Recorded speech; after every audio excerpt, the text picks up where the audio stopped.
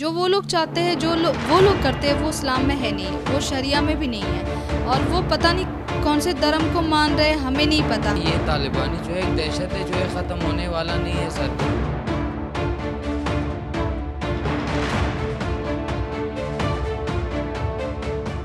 अफगानिस्तान की दहशत में जी रहे अफगानिस्तान के नागरिकों का हाल हम आपको बता रहे हैं। इस समय जो कुछ भी अफगानिस्तान में हो रहा है उसका असर दुनिया भर में मौजूद अफगानिस्तान की जो रेफ्यूजी हैं, अफगानिस्तान से भाग करके किसी तरीके से अलग अलग देशों में जिन्होंने शरण ले रखी है, उनका क्या हाल है ये हम बता रहे हैं। हमारे साथ दिल्ली में एक अफ़गानी फैमिली है जो कि दिल्ली में पिछले 13 साल से रह रही है और तालिबान के डर से ही यहाँ पर ये फैमिली आई है। आप लोग, आपका नाम क्या है, कब आप लोग यहाँ आई और क्यों आई? जी, मेरा नाम सोनम है और 13 साल से हम इंडिया में रह रहे हैं, और बिकॉज़ अफ़गानिस्तान में हमें सिक्योरिटी प्रॉब्लम था तालिबान से, तो इस वजह से हम यहाँ शिफ्ट हो गए। तो किस तरह का सिक्योरिटी प्रॉब्लम था, क्या उस इतना ज़्यादा हो गया कि आप लोगों को देश छोड़ना पड़ा? एक्चुअली वो थोड़ा प्रॉब्लम हमारी फैमिली में था, तो इस वजह से उनका तालिबान के साथ लिंक था, तो मेरी मम्मा और मेरे भाई बहन सब यहाँ आ गए। तो आप लोगों को किसी तरह का खतरा था?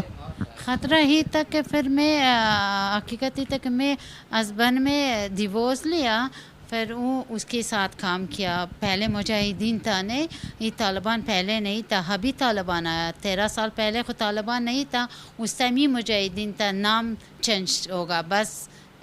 पब्लिक एक ही है, मगर फिर उसी खातिर कि हम लोग का सिक्योरिटी प्रॉब्लम था, हम लोग माजरों का ही दरा से आया।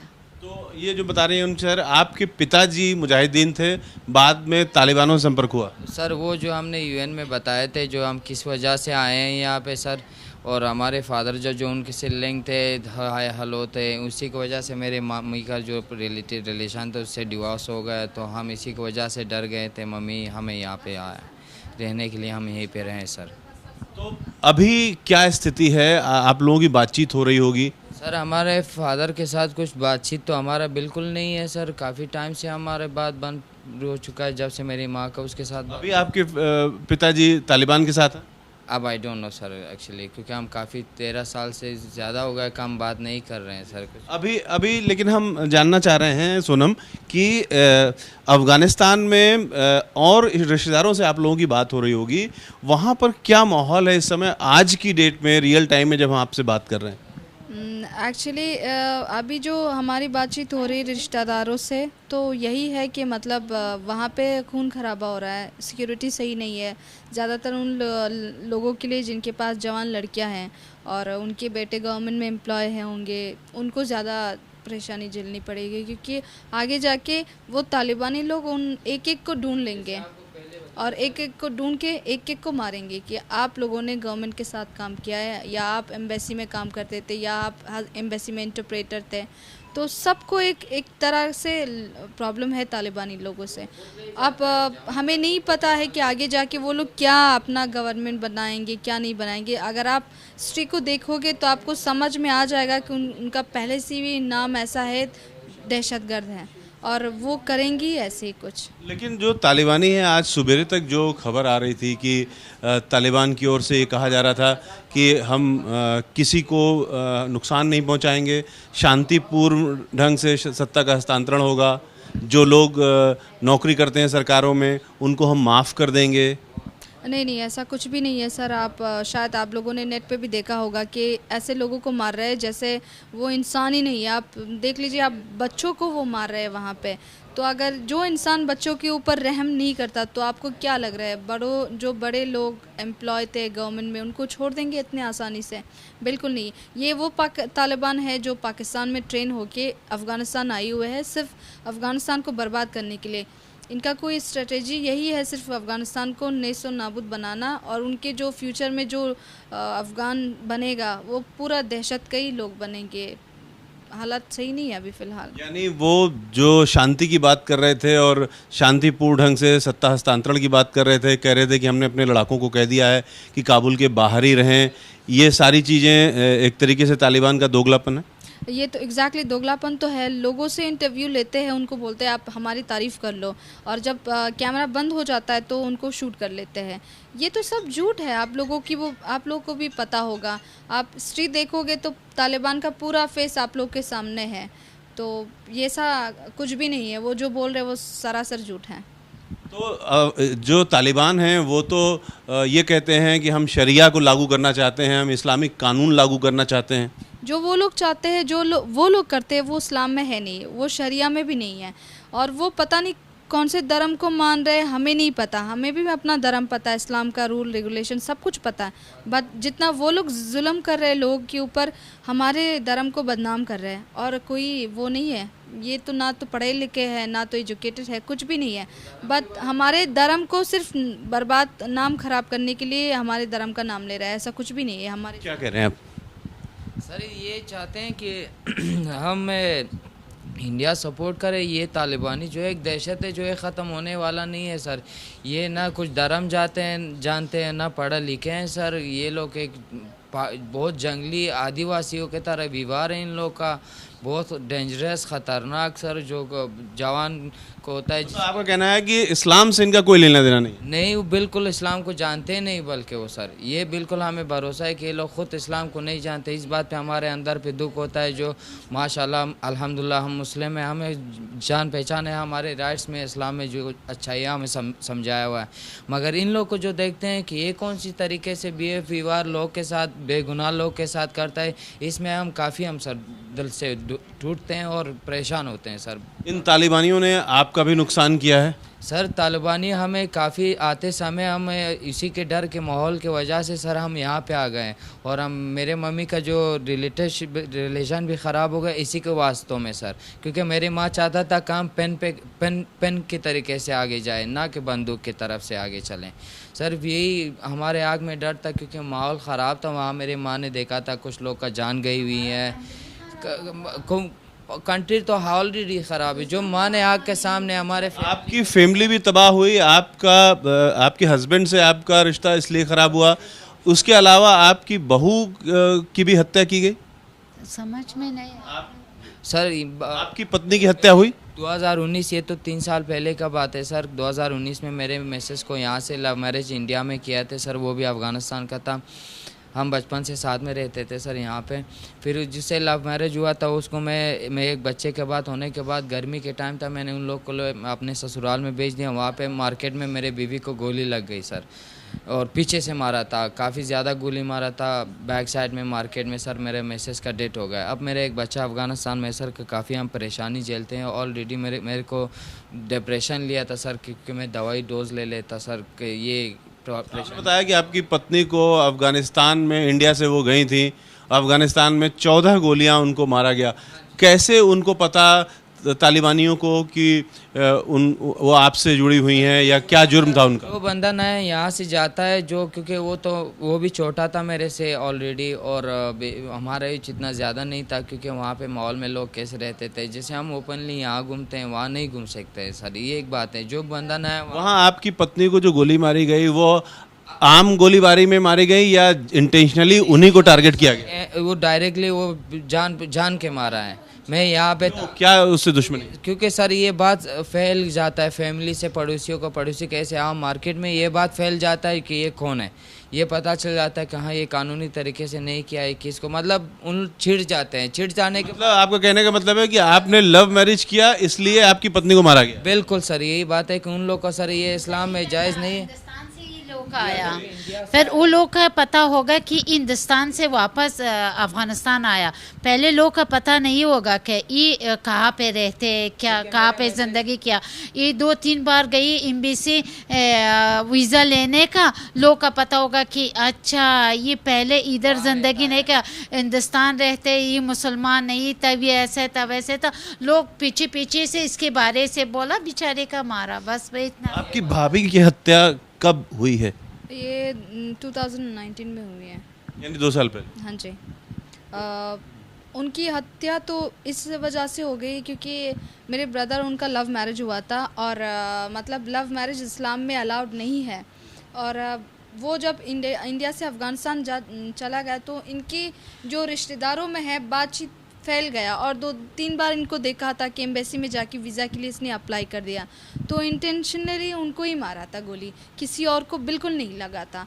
और अभी इसका बेटी है जो अफ़गानिस्तान में मतलब उनके रिश्तेदारों के साथ रह रहा है। बेटा है? बेटी बेटी है।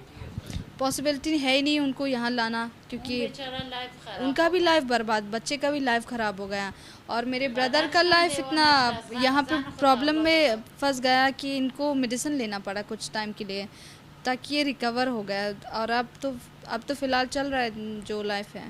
तो अभी एकदम इस समय जब हम आपसे बात कर रहे हैं, अफ़गानिस्तान का क्या हाल है? क्या वहाँ पर लूटपाट भी हो रही है? किस तरह का इस समय स्थिति है? फ़िलहाल जो अभी स्थिति है अफ़गानिस्तान का, पूरा दुकानें बंद है।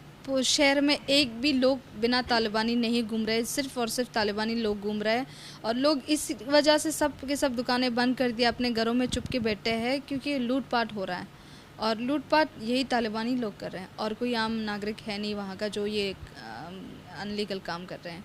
क्योंकि अब तो सत्ता में वो एक तरीके से आ जाएंगे, आ गए हैं, तो उन्हें लूटपाट करने की क्या ज़रूरत है?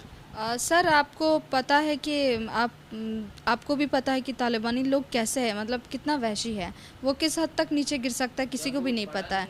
और एकदम से वो लोग शहर में आए हैं ना, तो उन लोगों को सब कुछ अजीब लग रहा है और वो यही चाहते हैं बस जो हाथ में आए वो लूट लेते हैं। और वैसे भी सरकार हमारा ही बनेगा, कौन कहाँ कंप्लेन करेगा, किसकी सुनवाई होगी, कुछ भी नहीं। महिलाओं को, लड़कियों को ज़्यादा खतरा है, आप बता रही थी? जी, लेडीज़ को ज़्यादातर खतरा है क्योंकि बिना हिजाब वो घर से बाहर नहीं निकलने देगा। एक दूसरा, आपके साथ एक जेंट्स होना चाहिए, या आपका हस्बैंड या आपका ब्रदर या आपका फादर। तीसरा, पढ़ाई लिखाई बिल्कुल अलाउड नहीं है वहाँ पे। और चौथा, आप काम कहीं पे भी नहीं कर सकते हो। और अगर आप विडो वुमन हो या आप विधवा हो तो आपकी शादी वो किसी भी मालवी से कर सकता है बिना आपके परमिशन। तालिबानी मालवी से आपसे वो परमिशन कुछ भी नहीं लेंगे, आपके घर में आके आपका हाथ लेके उसके हाथ में दे देते, ख़त्म। ये सब है। तो स्कूली, आप लोग बता रही थी कि स्कूली लड़कियों के साथ कुछ अभी परसों हुआ? हाँ जी, रिसेंटली एक वीडियो हमें भेजा गया था कि जो तालिबानी लोग हैं, जो स्कूल की लड़कियां हैं जो 13 साल 14-15 साल के हैं, उनको मेडिसिन देके बेहोश करके ताबूत में डाल के पाकिस्तान ले जा रहे थे और पाकिस्तान से दुबई सप्लाई कर रहे थे। कौन कर रहा था ये सब काम? ये सब तालिबानी लोग कर रहे थे क्योंकि उनके ऊपर और कोई मतलब स्ट्रॉन्ग पावर है नहीं। यही जो तालिबान पाकिस्तान से आए हुए थे, यही पाकिस्तानी इनको काबुल से लेके पाकिस्तान और पाकिस्तान से वो दुबई सप्लाई करते। जो लैंग्वेज पाकिस्तानी बात कर रहे हैं वही सेम लैंग्वेज मेरे कंट्री में भी यूज़ होता है। और इन लोगों को जो जब थोड़ा बहुत सरकार चल रहा था, इनको जब अरेस्ट किया था वहाँ के मतलब आम पब्लिक ने, तो उनके पास से डॉक्यूमेंट सारे पाकिस्तान के मिले हैं। जो डॉक्यूमेंट जो अक्यूज़ है इस केस में वो पाकिस्तानी तालिबान थे जिनके पास आधार कार्ड वगैरह सब पाकिस्तान का मिला है। तो इस्लाम की बात ज़रूर करते हैं लेकिन तालिबान का अपना किसी भी तरह का कोई नियम नहीं है? नहीं सर, वो तो इस्लाम के रूल से बिल्कुल चलते नहीं। अगर इस्लाम के रूल से चलेंगे तो ये इस हद तक वो नीचे नहीं गिर सकते और जो वो कर रहे हैं वो इस्लाम के ख़िलाफ़ है। आप लोग करीब 30,000 फैमिली कुल मिला के आबादी दिल्ली एनसीआर में है। आप लोगों का कि क्या अब मांग है, क्या समस्या है? आप लोग भारत में ही रहना चाहती हैं आगे, या अफ़गानिस्तान आगे जब स्थिति ठीक होगी तो अफ़गानिस्तान जाएंगी? मुझे तो लगता नहीं स्थिति बिल्कुल ठीक हो जाए क्योंकि अब तो स्थिति इससे भी ज़्यादा ख़राब होने वाला है और ये सबको पता चलेगा। और दूसरा, इंडिया में हम इसलिए नहीं रह पाते क्योंकि यहाँ पे हम काम है नहीं हमारे, हम अफ़गान कम्युनिटी लोगों को, और लेडीज़ को जो थोड़ा बहुत काम मिलता है उससे हमारा मतलब रोज़गार नहीं चलता। और जो हमारे पास यूएन का कार्ड है उसके हिसाब से तो हमें थर्ड कंट्री इनको भेजना चाहिए क्योंकि ना तो हम अपने कंट्री जा सकते हैं और ना यहाँ पे हम अपना लाइफ बिता सकते हैं क्योंकि यहाँ पे कोई फ्यूचर ही है नहीं हमारा। थर्ड कंट्री का क्या मतलब समझे? थर्ड कंट्री जैसे यूएन की तरफ से कनाडा, अमेरिका, ऑस्ट्रेलिया भेज रहे हैं अभी फ़िलहाल रिफ्यूजी लोग को, तो हम सारे अफ़गान रिफ्यूजी का यही दरख्वास्त है कि वो एटलीस्ट हमारे लाइफ को लेके तो एक डिसीजन लें। हम कब तक यहाँ एज अ रिफ्यूजी रहेंगे? 13 साल 14 साल बहुत बड़ी टाइम है, जबकि रिफ्यूजी आप देखोगे तो एक रिफ्यूजी के सेकंड कंट्री में 18 महीने की मोहलत मिलती है रहने के लिए। 18 के बाद आप उनको थर्ड कंट्री भेज देते हैं। लेकिन आप देख सकते हो कि हम 13 साल से यहाँ पे रह रहे हैं, ना तो इधर के हो गए ना उधर के हो गए, हम बीच में रह गए हैं। थर्ड कंट्री भेजा जाता है तो क्या नागरिकता दी जाती है? हाँ जी, वहाँ पे नागरिकता दी जाती है, सबको ग्रीन कार्ड मिलता है और वहाँ आप अपना घर भी खरीद सकते हो, अपना जॉब भी कर सकते हो, सब कुछ सारे फैसिलिटी आपको मिलेगा वहाँ पे। अभी आपके जो रिश्तेदार हैं वो सुरक्षित हैं? फ़िलहाल जो काबुल में रिश्तेदार है बिल्कुल सुरक्षित नहीं है और वो सब अपने घरों में बेसमेंट में जाके छुपे हुए हैं, पीछे से ताला डाल के। अब कल क्या होगा किसी को भी नहीं पता है। तो बेहद डरावनी और दहशत भरी रात है ये, जिसमें कि तालिबान का कब्जा अब पूरी तरीके से हो चुका है अफ़गानिस्तान पर। काबुल पूरी तरीके से उनके कंट्रोल में आ चुका है। ऐसे में नागरिकों का क्या होगा ये सोच करके जो अफ़गानिस्तान के नागरिक हैं, ख़ासतौर से इस समय काबुल सबसे ज़्यादा घनी आबादी वाला शहर है, वहाँ पर आम नागरिक डरे हुए हैं। ख़ासतौर से जिनके घरों में बेटियां हैं वो और ज़्यादा डरे हुए हैं, क्योंकि तालिबान की जो नज़र है वो बुरी तरीके से पहले भी इस तरीके के वाक़यात हुए हैं जिसमें वो उन घरों को टारगेट करते हैं जिनमें बड़ी बेटियां हैं। Ravikant, ABP news, Delhi.